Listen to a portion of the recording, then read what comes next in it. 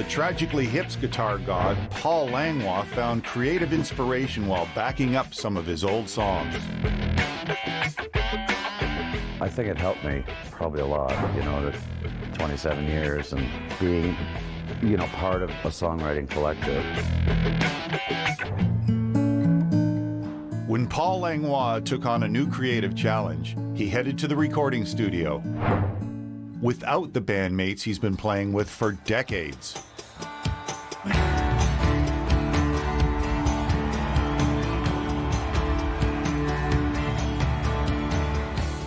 I just had to shut myself out as if I were in my own little basement, and quite different, but sort of a nice relief for me.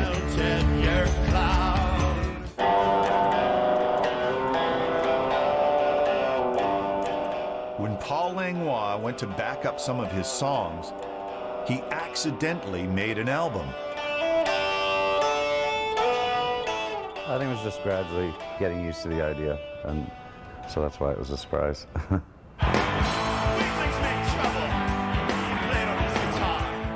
That sort of accident can happen when you're the guitarist of the Tragically Hip and your band owns a recording studio. I had a bunch of tapes at home, like old format tapes, and I thought, well, they're just gonna eventually deteriorate. So I should go into our studio, and then at least I wouldn't lose all these little ideas.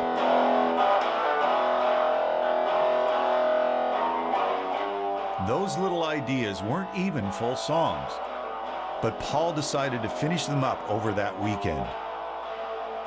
When I came out of that weekend, I had 5 or 6 pretty finished songs, and then I thought, you know, well, whatever, I'll sing it. He added a few extra days over the following months, and his first solo album, Fix This Head, was born. I've got something that'll fix this head.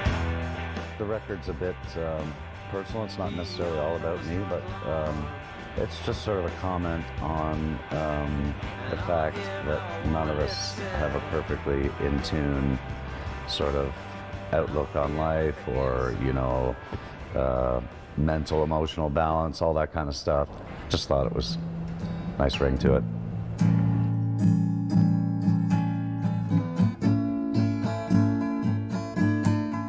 After decades of being a member of one of Canada's most successful bands, Paul thought it would have been more difficult to find his own voice. I think it helped me probably a lot, you know, the 27 years and being, you know, part of a songwriting collective. You know, the experience certainly helped me find my own voice. His voice may have changed for the album, but his longtime go-to guitars didn't. One of his staples is this mini humbucker loaded 1972 Gibson Les Paul Deluxe.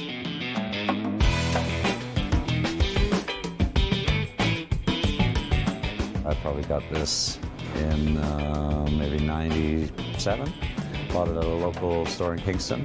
It ended up to be my main guitar, like, definitely over the last 10 years. At the time, Robbie, the other guitar player, was playing Strats, and I was playing Tellys, but Les Paul, it was just a fuller sound, and I felt a little more attached to the rhythm section because it was kind of more low-mid and a bit of a sort of a bigger, crunchier kind of sound. I always forget it's a sunburst. When I'm playing it, I always think of it as more of your tobacco burst, which is a little browner, less orange. I prefer those colors. This is a little bright and orange and sunny for me. The finish and sound on his 1959 Gibson Les Paul Jr. certainly isn't sunny, given its vintage single P90 pickup. I bought this in Bethesda, Maryland, and this had been painted brown, this lovely brown color. So it was $900 for the guitar and for the amp. It's easy to see this guitar has been well loved since Paul got a hold of Paul Jr. It was like about half that beat up, I would say, yeah. So, I mean, we treat them fairly nicely, but then, you know, you get a lot of, you know, with belts and stuff. I mean, guitars get beat up. So, but this was getting there when I bought it, for sure. For $900, he got a setup that could stand up to some of the heaviest and most popular hip riffs.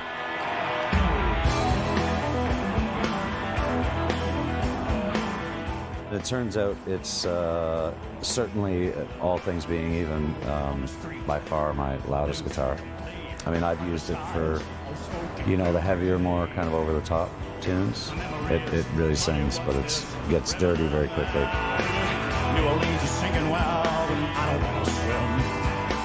Paul has been busy putting a new record down with the hip, but that doesn't mean his solo material is going to collect dust. There are songs that, that I've written since then that wouldn't necessarily be fit in the hip scenario. I think it's a ways off if I did it again, but I'm putting some in the bank for sure. Getting ready to fly solo again requires a thick skin, even if Paul's worst critic is himself. Because of my particular scenario where I was experimenting and playing all the instruments, I just tried to shut everything out as far as any feelings of insecurity about whether this bass part is cool or that kind of thing. Because I know Johnny could play it way better on the drums, and same with Gord on the bass. And I just had to shut myself out as if I were in my own little basement. And, quite different, but sort of a nice relief for me.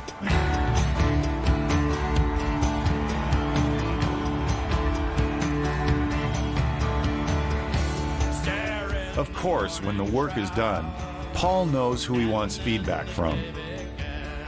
It's always nice to hear a nice comment especially from guys you work with all your life, and have that respect.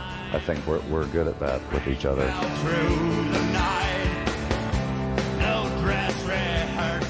Paul's bandmates are supportive of his solo experiment, the same way Langlois is supportive of Peter Loke.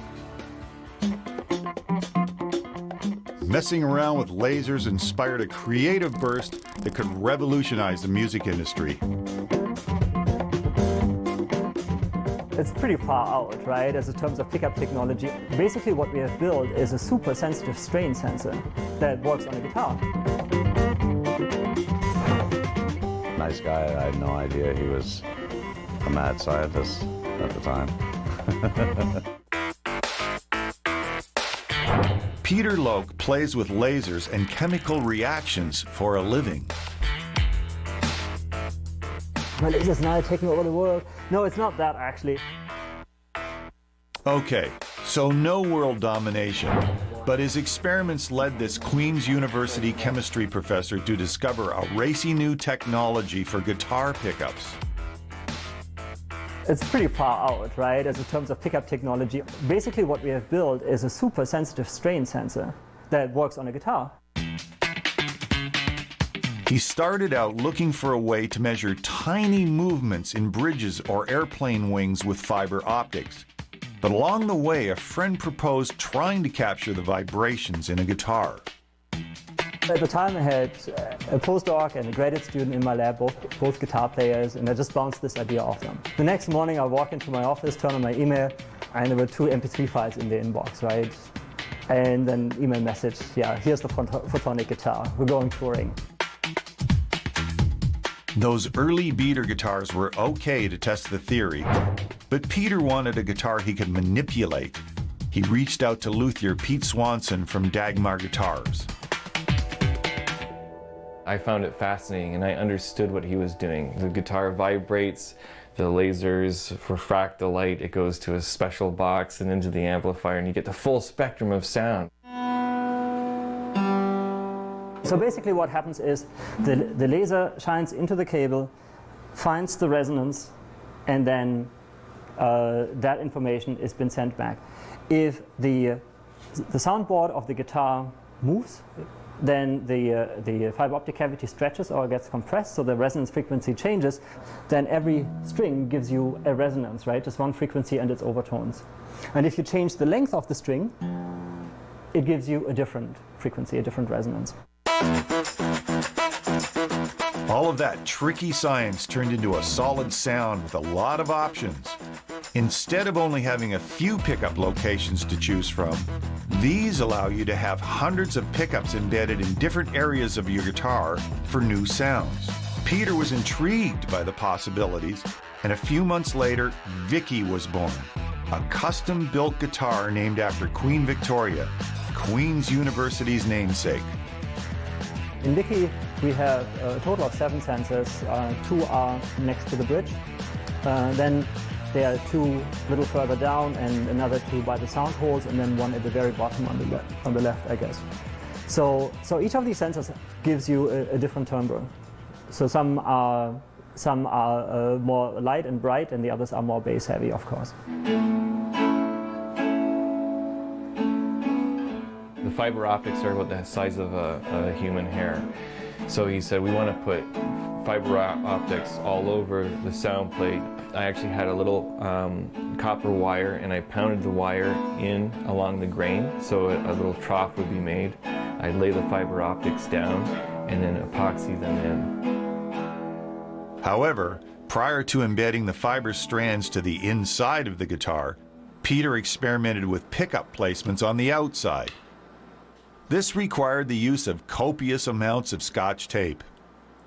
I told him right from the beginning, I said, do not put tape on this finish. You know, I went through the maintenance and care, and he said, Peter, I just want you to know that anything that we have in the lab is null and void of warranty, because we will hack it apart if we need to. We're doing science here. Now, we're not playing, you know, the guitar. I'm like, oh, well, yeah, it hurt. After getting the design down and the Scotch tape off, Peter needed a pro to try out his experiment. Lucky for him, in a crazy fluke, he met Paul Langlois, the guitarist for the Tragically Hip, when his car broke down. It was not actually a hitchhiking experience, it was more like carjacking.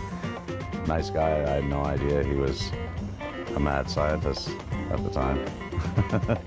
So he drove me to Queens, and I thought, he's a musician, that's a pretty nice car he's driving, right? And I asked him, so what kind of music? He goes, oh, kind of rock music. I go, do I know your band? Yeah, I play with the Tragically Hip. And you know, yeah, okay. I have heard about that band. From that friendly carjacking, they discovered their daughters go to school together. At a basketball game, Peter started telling Paul about his photonic pickup. I mean, he's a chemist as well, so I just thought this, but it just didn't make a lot of sense at the time. I was trying to figure it all out. So anyway, he said, you know, if you'd like to come down and check it out. Getting your head around the concept of basically that it's light, you know, that light changes when you pick a string is just, for me, that was the biggest concept to sort of accept.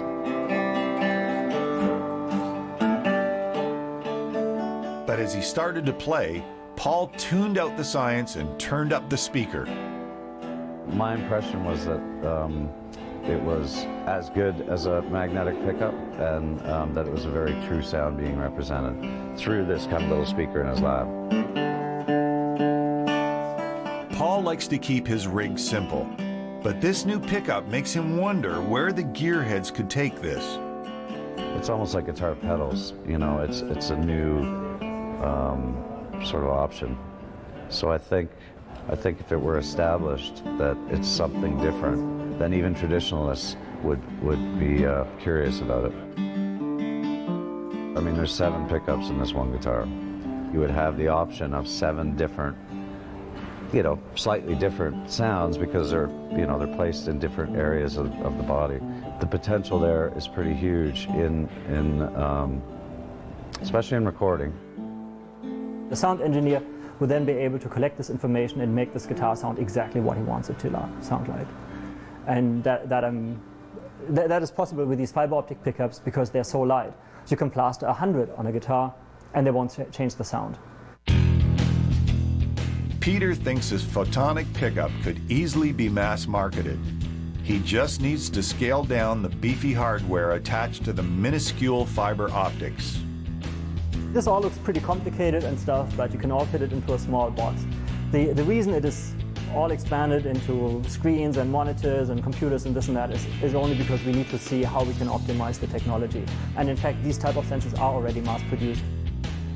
Not only has Peter created a new tool for the music industry, he's also figured out a few snags in his original research. Ultimately, what I'm going to do now is I take these sensors off the guitar because we have optimized them to such a large extent, and then I'm going to use them again as chemical sensors, like we originally intended. But he's certainly enjoying this little adventure into the guitar world. This is a pretty wild ride for us.